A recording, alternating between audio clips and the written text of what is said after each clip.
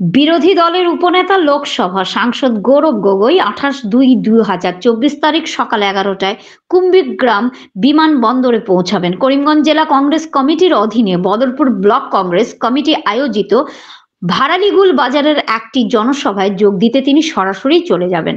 সেখান থেকে তিনি হাইলাকান্দি জেলা কংগ্রেস কমিটির অধীনে লালা ব্লক কংগ্রেস আয়োজিত মোনাছেড়ায় আরেকটি জনসভায় যোগ দেবেন। একই দিন সন্ধ্যা 7টায় তিনি কাটলিছড়া নির্বাচনী এলাকায় শাহাবাদে একটি ধর্মীয় অনুষ্ঠানে সম্মানিত অতিথি হিসেবে যোগ দেবেন। 29শে ফেব্রুয়ারি সকাল 11টায় তিনি ইন্দিরা ভবন শিলচরে কাছাড় জেলা মহিলা কংগ্রেস কমিটির সাথে একটি সাংগঠনিক সভায় যোগ দেবেন। তারপর সেদিন দুপুর 2:30 তিনি শিলচর জেলা কংগ্রেসের অধীনে শালচাপড়া ব্লক কংগ্রেস কমিটি দ্বারা আয়োজিত ভাঙারপাড়ে একটি জনসভায়ও যোগ দেবেন।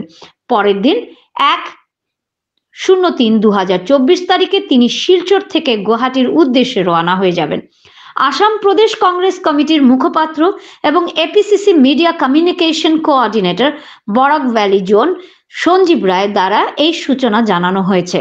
27/2/2024 তারিখের রিপোর্ট এনি 24 থেকে ভয়েসে স্বর্ণালী মিশ্র।